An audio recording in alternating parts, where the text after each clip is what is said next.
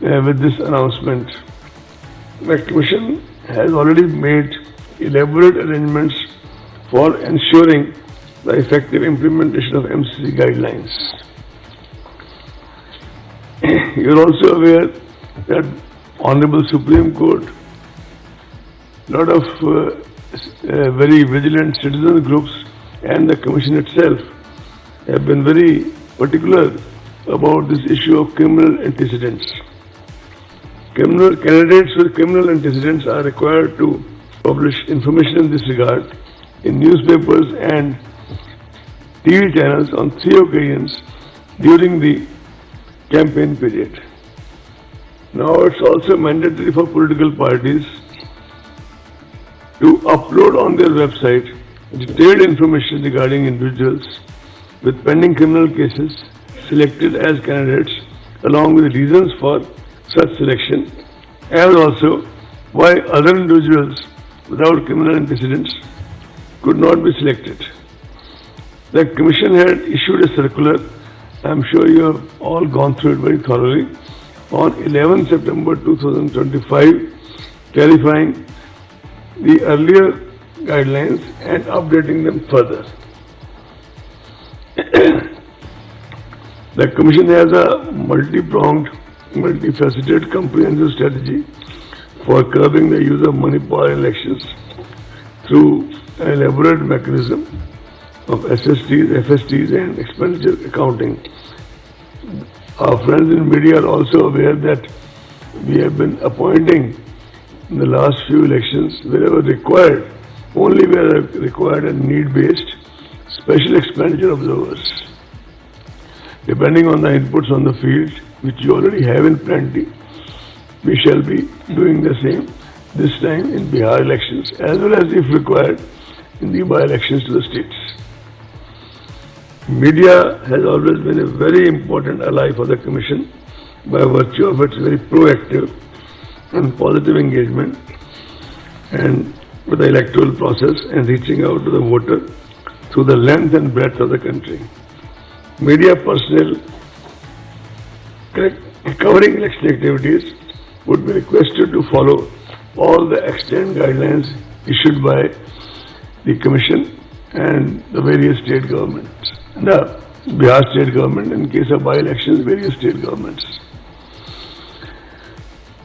Adverse use of social media platforms has emerged as a new challenge in the recent times. As such, it is necessary that persons or organizations misusing social media or similar digital platforms are dealt with sternly and kept at bay.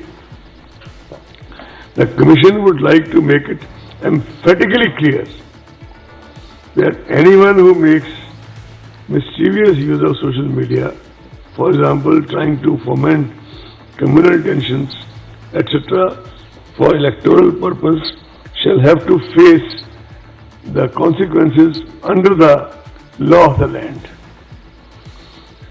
You are also aware that in the run-up to the Lok Sabha elections, a group of our officers had engaged with the media platforms and their association, and they had submitted a voluntary code of ethics to the ECI by their platforms, which most of them observed quite scrupulously. The social media platforms are expected to make adequate arrangements to safeguard against misuse of their platforms and set up strict protocols to handle such issues as and when they arise. If such arrangements are not made by them and they would not be allowed to take the pretext of being only the provider of platform and shall be held responsible if necessary action is not taken by them promptly and adequately.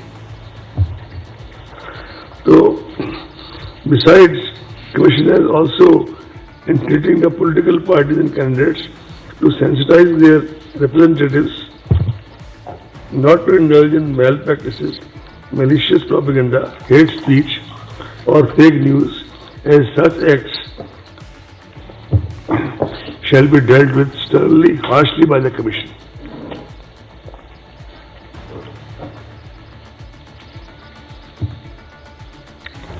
We will be closely monitoring such activities and such posts and shall take action appropriately. You know that Commission has a full-fledged sweep division, and this time the emphasis shall be on safe elections and COVID-19 safety awareness programs, beside increasing voter turnout and ethical as well as informed decision making of the voters. Comprehensive use of print media, electronic media, radio, digital media and traditional outreach methods of voter awareness are being taken up to inform, facilitate and motivate voters. With all comprehensive arrangements made at the polling station, we hope that people, the ultimate arbiters in the democracy, shall participate with full enthusiasm, and the voter turnout will be more than the previous elections. The Commission, as always, will deploy sufficient number of general, police and expenditure observers in order to keep a close watch at every stage of the election process and ensure a free and fair elections in every sense of the term. If required, as I said earlier, special observers will also be deployed for expenditure monitoring and any other law and order contingency, etc.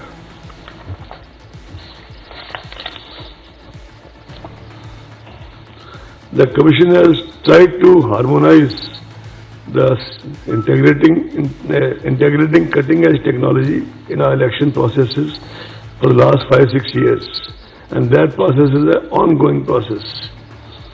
Applications like Booth App and C-Vigil have simplified procedures, made data available at the click of a button, and connected ECI to every stakeholder through their mobile services. Before I finally move on to announce the schedule for Bihar Assembly elections, I would like to tell you that the Commission took various factors into consideration while deciding the election schedule. Elections entail large-scale deployment and movement of security forces from various parts of the country, and we try to minimize their movement over long distances. This is both to reduce their body fatigue as well as to kind of reduce the travel time, etc., and make them feel fresh after a day or two of rest for the election duties. The prevailing COVID situation and necessity of social distancing was also kept in mind. Care was taken that the period of elections is not unnecessarily prolonged. Hence, we have shortened the period of conduct of elections and reduced the number of phases. The number of security forces has been increased manifold to ensure peaceful elections. Another factor which has been taken into consideration was the upcoming festival season and convenience of our people. As far as the by-elections to the state assemblies are concerned, you see, we have received representations from CEOs and CEOs, Chief Secretaries and CEOs of at least 3-4 states, if not more, on various grounds, seeking some deferment in their by-elections. So, Commission has kept a special meeting on the coming Tuesday, that is 29th of September, only to consider those representations, after which Shri Umesh Sinha shall issue the press release of by-elections. The schedule for elections for the Legislative Council of Bihar and Karnataka, teacher and graduate segments, which were deferred by the Commission earlier due to the unforeseen situation of public health emergency, etc., from on 8th June 20 shall also be announced today in a separate press release by Shri Dharmendra and Shri Umesh Sinha. This will cover 4 teacher and 4 graduate constituencies in Bihar. Karnataka elections will be held for 2 graduate and 2 teachers constituencies. one MLC election of deferred Nizamabad constituency will also be announced, for which all, except the actual poll, all other electoral steps have been already concluded at the time of deferment, will be announced today afternoon along with the other by-elections for the teachers and graduates.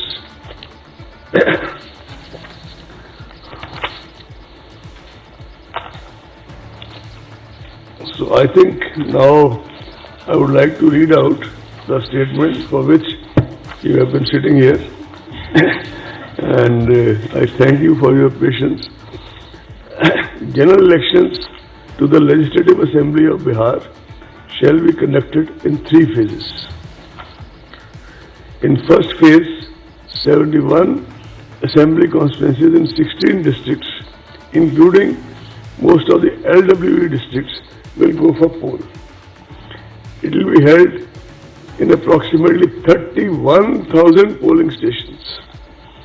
In second phase, 94 assembly constituencies in 17 districts will go for poll. It will have approximately 42,000 polling stations. All this is going to be made digitally available to you in the next half an hour, if not more. Sorry? General elections to the Legislative Assembly of Bihar will be conducted in 3 phase elections. Is it clear? Neeraj, to you it's clear? In first phase, 71 assembly constituencies in 16 districts, including most of the LWE districts, will go for poll. It will be held in approximately 31,000 polling stations. Am I clear? Can I go next? In that I'll come to. I'm keeping some suspense. I want you to. No, this is a part of the point. I want you to stay with us for some more time. In second phase, 94 assembly constituencies in 17 districts will go for poll. It will have approximately 42,000 polling stations. In third phase, 78 assembly constituencies in 15 districts will go for poll. It will have approximately 15 districts. Third phase, 78 assembly constituencies in 15 districts will go for poll. It will have approximately 33.5 thousand polling stations. 10 districts will have 2 phases of elections for logistical reasons. 28 districts will have single phase elections. Patna and Bhagalpur districts will have elections in the first as well as second phase. 8 districts, namely Darbhanga, Madhubani, Purba Champaran, Paschim Champaran, Muzaffarpur, Vaishali, Samastipur and Sitamarhi will have elections in second and third phases. 8 districts, namely Darbhanga, Madhubani, Purba Champaran, Paschim Champaran, Muzaffarpur, Vaishali, Samastipur and Sitamarhi will have elections in second and third phases. So now, without further, keeping you in more suspense, issue of notification. First phase, 1st October. Am I clear? Last date of nomination, now I am reading only first phase, right? When I come to second phase, I will mention that. First phase, issue of notification, 1st October. Last date of notification, 8th October. Is it right? Scrutiny of nominations, 9th October. Is it clear? Last date of withdrawal of candidature, 12th October. Date of poll, 28th October. Counting of votes, 10th November, but that will be for all the phases, right? With your permission, 10th November. Can I now go to second phase, please? You there? Okay. Issue of notification 9th October. Last date of nomination 16th October. Whenever you want me to repeat, I will repeat, gladly repeat. Scrutiny of nomination 17th October. Last date of withdrawal of candidature 19th October. Date of poll 3rd November. Counting, as I said earlier, 10th November. Shall I go to third phase, please? Sorry? Shall I go to third phase? Issue of notification 13th October. 13th October. 13 October. Last date of nomination 20th October. 20th October. Scrutiny of nomination 21st October. 21st October. Last date of withdrawal of candidature 23rd October. 23 October. Date of poll 7th November. 7th November. Counting of votes 10th November.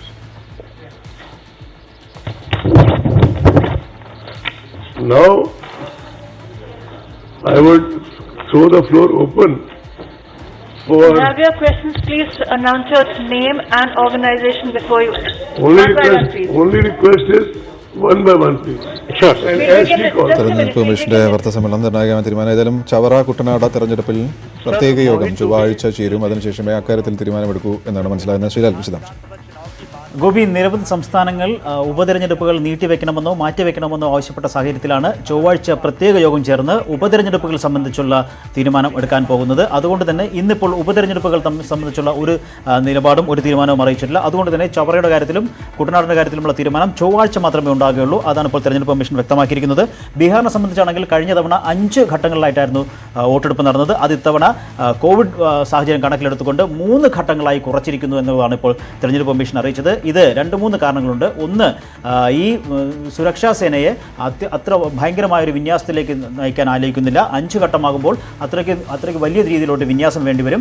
അവർക്ക് കൂടുതൽ യാത്ര ചെയ്യേണ്ടി വരും. അതൊരു വലിയ ഘടകമായി എടുത്തുകൊണ്ടാണ് കുറച്ചിരിക്കുന്നത്. അതുകൊണ്ട് തന്നെ 3 ഘട്ടങ്ങളായി കുറയ്ക്കുമ്പോൾ ആദ്യഘട്ടത്തിൽ 71 നിയമസഭാ മണ്ഡലങ്ങളിലാണ് വോട്ടെടുപ്പ് നടക്കുക. അത് 16 ജില്ലകളിലായിട്ടുള്ള 71 മണ്ഡലങ്ങളിൽ വോട്ടെടുപ്പ് നടക്കും. ഈ മണ്ഡലങ്ങളിലെ വോട്ടെടുപ്പ് 28-ാം തീയതിയാണ്. ഒക്ടോബർ 28-നാണ് വോട്ടെടുപ്പ് നടക്കുക. എല്ലാ ഘട്ടത്തിലും ഒരുമിച്ചാണ് വോട്ടെണ്ണൽ നടക്കുന്നത്. 2ാം ഘട്ടത്തിൽ 97 നിയമസഭാ മണ്ഡലങ്ങളാണ് തെരഞ്ഞെടുപ്പിലേക്ക് പോവുക. ഇവിടെ വോട്ടെടുപ്പ് നവംബർ 3-ാം തീയതി നടക്കും. 3ാം ഘട്ടത്തിൽ 78 മണ്ഡലങ്ങൾ, അവിടെ നവംബർ 7-ന് വോട്ടെടുപ്പ് നടക്കും. നവംബർ 10-നാണ് വോട്ടെണ്ണൽ നടക്കുക. എല്ലാ മണ്ഡലങ്ങളിലും ഒരുമിച്ച് തന്നെ വോട്ടെണ്ണൽ നടക്കും. അതോടൊപ്പം തന്നെ നിരവധി കോവിഡ് പ്രോട്ടോക്കോളും ഈ തെരഞ്ഞെടുപ്പിന്റെ ഭാഗമായി കമ്മീഷൻ പ്രഖ്യാപിച്ചു. പ്രത്യേകിച്ച് 5 പേരിൽ കൂടുതൽ ഒരു വീട്ടിലും കയറിയിറങ്ങി വോട്ട് ചോദിക്കാൻ പാടില്ല എന്നുള്ളൊരു കർശന നിർദ്ദേശമാണ് തെരഞ്ഞെടുപ്പ് കമ്മീഷൻ മുന്നോട്ട് വച്ചിരിക്കുന്നത്. 5-ൽ ഒരാൾ സ്ഥാനാർത്ഥിയാകണമെന്നുള്ള നിർദ്ദേശവും മുന്നോട്ട് വച്ചിട്ടുണ്ട്. അതോടൊപ്പം തന്നെ തൊട്ട് വോട്ട് ചോദിക്കുന്നത് തീരെ പാടില്ല. ഒരു കാരണവശാലും തൊട്ട് വോട്ട് ചോദിക്കുന്ന ഒരു സാഹചര്യം ഉണ്ടാകരുത്. അത്തരത്തിൽ പരാതി കിട്ടിക്കഴിഞ്ഞാൽ തെരഞ്ഞെടുപ്പ് കമ്മീഷൻ കർശന നടപടി എടുക്കും എന്നുള്ള നിർദ്ദേശം വച്ചിട്ടുണ്ട്. ഒപ്പം തന്നെ പോസ്റ്റൽ ബാലറ്റുകൾ 80 കഴിഞ്ഞ എല്ലാ പേർക്കും, 80 വയസ്സ് പ്രായം കഴിഞ്ഞ എല്ലാ പേർക്കും പോസ്റ്റൽ ബാലറ്റ് നൽകാൻ തീരുമാനിച്ചിട്ടുണ്ട്. അതോടൊപ്പം തന്നെ കാഴ്ച പരിമിതർക്ക് പ്രത്യേക പരിഗണന നൽകും. ഇത്തവണ വോട്ട് ചെയ്യുന്നതിന് കോവിഡ് രോഗികളുണ്ടെങ്കിൽ അവർക്ക് വോട്ട് ചെയ്യാം, നേരിട്ട് പോയി വോട്ട് ചെയ്യാം. അവർക്ക് പോസ്റ്റൽ ബാലറ്റിലൂടെ വോട്ട് ചെയ്യാം, വേണമെങ്കിൽ നേരിട്ടെത്തി വോട്ട് ചെയ്യാം. പക്ഷേ അവർക്ക് ഏറ്റവും അവസാനത്തെ 1 മണിക്കൂറാകും അവർക്ക് വേണ്ടി മാറ്റിവെച്ചിരിക്കുന്നത്. അതായത് നിലവിൽ 7 തൊട്ട് 5 വരെയായിരുന്നു വോട്ടെടുപ്പെങ്കിൽ ഇത്തവണ അവസാനം 1 മണിക്കൂർ നീട്ടി 6 വരെ ആക്കിയിട്ടുണ്ട്. അപ്പോൾ 5 തൊട്ട് 6 വരെയുള്ള വൈകിട്ട് 5 മണി തൊട്ട് 6 മണി വരെയുള്ള സമയത്ത് ഈ കോവിഡ് രോഗികൾക്ക് പോളിംഗ് ബൂത്തിലെത്തി വോട്ട് ചെയ്യാൻ രേഖപ്പെടുത്താനാകും. അതായത് ആ സമയത്ത് പോളിംഗ് ഉദ്യോഗസ്ഥരെല്ലാം തന്നെ PPE കിറ്റ് അടക്കമുള്ള സംവിധാനങ്ങൾ ധരിച്ചിട്ടുണ്ടാകും. അതോടൊപ്പം തന്നെ പോളിംഗ് സ്റ്റേഷനിൽ എത്തുന്ന എല്ലാ പേരെയും തെർമൽ സ്കാനിങ്, അവർക്ക് പനിയുണ്ടോ ചൂടുണ്ടോ എന്ന് സംബന്ധിച്ചുള്ള പരിശോധനയുണ്ടാകും. ഒപ്പം തന്നെ ഇവർ മാസ്ക് നിർബന്ധമായും ധരിക്കണം, ഗ്ലൗസ് ധരിച്ചിരിക്കണം തുടങ്ങിയ നിർദ്ദേശങ്ങളും തെരഞ്ഞെടുപ്പ് കമ്മീഷൻ മുന്നോട്ട് വെച്ചിട്ടുണ്ട്. തുടക്കത്തിൽ തന്നെ കമ്മീഷൻ ഒരു കാര്യം പറഞ്ഞിരുന്നു, ഈ കോവിഡ് കാലത്ത് ലോകത്ത് തന്നെ നടക്കുന്ന ഏറ്റവും വലിയ തെരഞ്ഞെടുപ്പാണ് ബീഹാറിൽ നടക്കാൻ പോകുന്നത്. ആ തെരഞ്ഞെടുപ്പിൻ്റെ ഡേറ്റുകളാണ് നമ്മൾ പറയുന്നത്. വോട്ടെടുപ്പ് ആദ്യഘട്ടത്തിലെ വോട്ടെടുപ്പ് ഒക്ടോബർ 28-ന്, 2ാം ഘട്ടത്തിലെ വോട്ടെടുപ്പ് നവംബർ 3-ന്, 3ാം ഘട്ടത്തിലെ വോട്ടെടുപ്പ് നവംബർ 7-ന്, വോട്ടെണ്ണൽ 10-ാം തീയതി. ഏതായാലും കേരളത്തെ സംബന്ധിച്ച് പ്രാധാന്യമുള്ളത് ഉപതെരഞ്ഞെടുപ്പുകളുടെ കാര്യമാണ്. അതിനെക്കുറിച്ച് അദ്ദേഹം പറഞ്ഞ വാക്കുകളിലേക്ക്.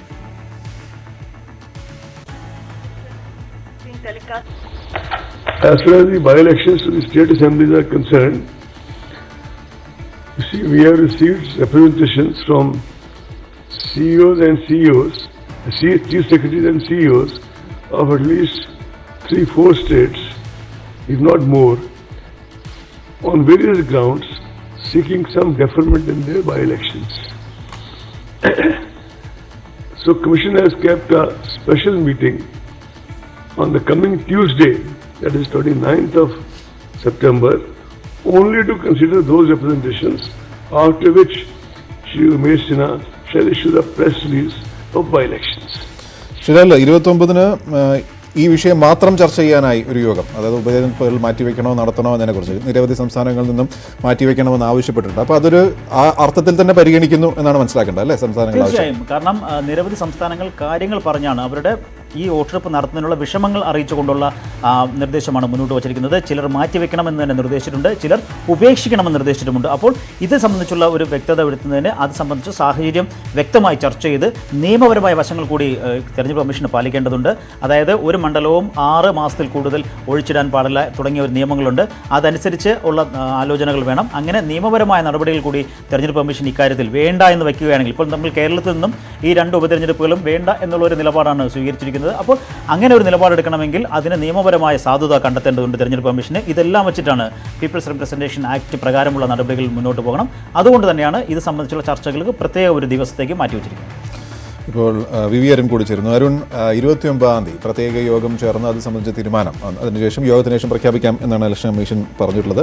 അതായത് മാറ്റിവെക്കണമെന്ന സംസ്ഥാനങ്ങളുടെ ആവശ്യം വളരെ സീരിയസ് ആയി തന്നെ അവർ പരിഗണിക്കുന്നു എന്നർത്ഥം അല്ലേ അരുൺ? തീർച്ചയായും സംസ്ഥാനത്തിന് ഇത്തരമൊരു തെരഞ്ഞെടുപ്പ് മാറ്റിവെക്കുമെന്ന ഒരു പ്രതീക്ഷയാണ് സംസ്ഥാനത്തെ രാഷ്ട്രീയ പാർട്ടികൾക്കുള്ളത്. അതുകൊണ്ടാണ് മുഴുവൻ രാഷ്ട്രീയ പാർട്ടികളും അത്തരമൊരു ആവശ്യവുമായി കേന്ദ്ര തെരഞ്ഞെടുപ്പ് കമ്മീഷനെ സമീപിച്ചത്. സർവകക്ഷി യോഗത്തിലും അത്തരമൊരു തീരുമാനമെടുത്തു. അത് മറികടന്നുകൊണ്ട് തീരുമാനം കേന്ദ്ര തെരഞ്ഞെടുപ്പ് കമ്മീഷന്റെ ഭാഗത്തുണ്ടായില്ല എന്ന് തന്നെയാണ് സംസ്ഥാനത്തിന്റെ വിലയിരുത്തൽ. ചൊവ്വാഴ്ച അത് സംബന്ധിച്ച തീരുമാനം വരുമെന്നും സംസ്ഥാനത്തെ തെരഞ്ഞെടുപ്പ് മായി ബന്ധപ്പെട്ട് സംസ്ഥാനത്തെ പ്രധാന രാഷ്ട്രീയ പാർട്ടികൾ പ്രതീക്ഷിക്കുന്നു. തെരഞ്ഞെടുപ്പിന് ഒരുക്കമല്ലെന്ന് അല്ലെങ്കിൽ തെരഞ്ഞെടുപ്പ് നടത്താൻ പറ്റിയ സാഹചര്യം സംസ്ഥാനത്തിൽ നിന്ന് കാട്ടിക്കൊണ്ട് കഴിഞ്ഞ ഓഗസ്റ്റിൽ തന്നെ സംസ്ഥാന ചീഫ് സെക്രട്ടറി കേന്ദ്ര തെരഞ്ഞെടുപ്പ് കമ്മീഷന് കത്തയച്ചിരുന്നു. സംസ്ഥാനത്തെ മുഖ്യ തെരഞ്ഞെടുപ്പ് ഓഫീസർക്കും സമാനമായ നിലപാടാണ്. തെരഞ്ഞെടുപ്പ് ഉണ്ടാകില്ലെന്ന പ്രതീക്ഷ തന്നെയാണ് ഇപ്പോഴും സംസ്ഥാനത്തെ പ്രധാന രാഷ്ട്രീയ പാർട്ടികൾക്കുള്ളത്. വി അരുണാണ് ആ വിവരങ്ങൾ നൽകിയത്. ഏതായാലും തെരഞ്ഞെടുപ്പ് നീട്ടിവെക്കുമോ എന്നുള്ളത് നമുക്ക് ചൊവ്വാഴ്ച ചെയ്യാം. ശ്രീലാലിലേക്ക് വന്ന ശ്രീലാൽ, അസാധാരണമായ കാലത്തെ വോട്ടെടുപ്പാണ്. ഒരുപക്ഷേ ഈ കോവിഡ് കാലത്ത് തെരഞ്ഞെടുപ്പിലേക്ക് നീങ്ങുന്ന ജനാധിപത്യ ബീഹാറിൽ സംഭവിക്കുന്നു. ആ അർത്ഥത്തിൽ ഇപ്പോൾ പ്രചാരണം, നേരത്തെ ശ്രീലാൽ പറഞ്ഞു, പ്രചാരണമാവട്ടെ വോട്ട് ചോദിക്കലാവട്ടെ എല്ലാത്തിലും വലിയ മാറ്റങ്ങളോ അല്ലെങ്കിൽ ക്രമീകരണങ്ങളോ ഉണ്ട്. എങ്ങനെയാണ് അതിനൊന്ന് കാണുന്നത് നമ്മൾ? തീർച്ചയായും ഗോപി അത് തന്നെയാണ് പറഞ്ഞത്. ഇതിനിടയിൽ ആകെ നടന്ന ഒരു തെരഞ്ഞെടുപ്പ്, ഇന്ത്യയിൽ നടന്ന ഒരു തെരഞ്ഞെടുപ്പ് രാജ്യസഭാ തെരഞ്ഞെടുപ്പായിരുന്നു. കോവിഡിന് ശേഷം ഉണ്ടായ ഒരു തെരഞ്ഞെടുപ്പ്. ആ രാജ്യസഭാ തെരഞ്ഞെടുപ്പിൽ MLA-മാരാണ് വോട്ട് ചെയ്യുന്നത്. അതുകൊണ്ട് തന്നെ വലിയ തോതിലുള്ള ഒരു പ്രതിസന്ധിയില്ല. എങ്കിൽ പോലും രാജ്യസഭാ തെരഞ്ഞെടുപ്പിൽ സ്വീകരിച്ച നടപടികൾ വളരെ ഫലപ്രദമായിരുന്നു. അതാണ് ഇപ്പോൾ ബീഹാർ തെരഞ്ഞെടുപ്പ് നടത്തുന്നതിന്, ബീഹാറിൽ നിയമസഭാ തെരഞ്ഞെടുപ്പ് നടത്തുന്നതിനുള്ള ഊർജ്ജം പകർന്നത് എന്നാണ് ഈ മുഖ്യ തെരഞ്ഞെടുപ്പ് കമ്മീഷണർ സുനിൽ അറോറ ആദ്യം തന്നെ പറഞ്ഞത്. അവിടെ നിന്നാണ് അദ്ദേഹം തുടങ്ങിയത് തന്നെ. നിരവധി തരത്തിലുള്ള കാര്യങ്ങൾ ചെയ്തിട്ടുണ്ട്. അതായത് ഒരു പോളിംഗ് ബൂത്തിൽ 1500 വോട്ടർമാരായിരുന്നു നേരത്തെ ഉണ്ടായിരുന്നെങ്കിൽ ഇനി അത് വെറും 1000 വോട്ടർമാരായിരിക്കും ചുരുക്കിയിട്ടുണ്ട്. 1000 വോട്ടർമാരിൽ കൂടുതൽ ഒരു പോളിംഗ് സ്റ്റേഷനിൽ വോട്ട് ചെയ്യാൻ സാധിക്കില്ല, അല്ലെങ്കിൽ അവർ ഉണ്ടാകില്ല. അങ്ങനെയാണ് ക്രമപ്പെടുത്താൻ പോകുന്നത്. അതനുസരിച്ച് പോളിംഗ് സ്റ്റേഷനുകൾ കൂട്ടണമെങ്കിൽ പോളിംഗ് സ്റ്റേഷനുകൾ കൂട്ടും. അതോടൊപ്പം തന്നെ ഈ പറഞ്ഞ പ്രചാരണത്തിൽ കർശനമായ നിയന്ത്രണങ്ങൾ ഏർപ്പെടുത്താനാണ് തീരുമാനിച്ചിരിക്കുന്നത്. നേരത്തെ പറഞ്ഞതുപോലെ സ്ഥാനാർത്ഥി അടക്കം 5 പേർക്ക് മാത്രമേ വീടാന്തരം കയറി ഇറങ്ങിയുള്ള പ്രചാരണം നടത്താനാകൂ. അതിൽ കൂടുതലുണ്ട് എന്ന് പരാതി കിട്ടിക്കഴിഞ്ഞാൽ കർശന നടപടിയെടുക്കും എന്നുള്ളതാണ്. അപ്പോൾ റാലികളും കൊട്ടിക്കലാശമൊന്നും ഉണ്ടാവില്ല. റാലി, കൊട്ടിക്കലാശം ഇതിനെല്ലാം കർശനമായ 5 വാഹനങ്ങളിൽ കൂടുതൽ പ്രചാരണത്തിൽ ഒരുമിച്ച് പോകാൻ പാടില്ല തുടങ്ങിയ കർശന നിർദ്ദേശങ്ങൾ എല്ലാം ഏർപ്പെടുത്തിയിട്ടുണ്ട്. ഇതെല്ലാം എത്രത്തോളം പാലിക്കപ്പെടും, പ്രത്യേകിച്ച് ബീഹാർ പോലുള്ള ഒരു സംസ്ഥാനത്ത് എന്നുള്ളത് വരുന്ന ദിവസങ്ങളിൽ കാണാനുള്ളതാണ്. പക്ഷേ എങ്കിൽ പോലും അത്യന്തം ദുഃഖകരമായ വാർത്ത, SPB അന്തരിച്ചിരിക്കുന്നു. അന്ത്യം ചെന്നൈ ആശുപത്രിയിൽ. ക്ഷമിക്കണം, SPBയുടെ വാർത്ത ആ നാദം നിലച്ചു എന്ന് തന്നെയാണ് നമ്മൾ ബ്രേക്കിംഗ് ന്യൂസിൽ കാണുന്നത്. വിശദാംശങ്ങളുമായി ഞങ്ങളുടെ പ്രതിനിധികൾ ചേരുമെന്ന് പ്രതീക്ഷിക്കുന്നു. ഏതായാലും 12:30 വരുമെന്ന് പറഞ്ഞ മെഡിക്കൽ ബുള്ളറ്റിൻ വന്നു എന്ന് പ്രതീക്ഷിക്കുന്നു.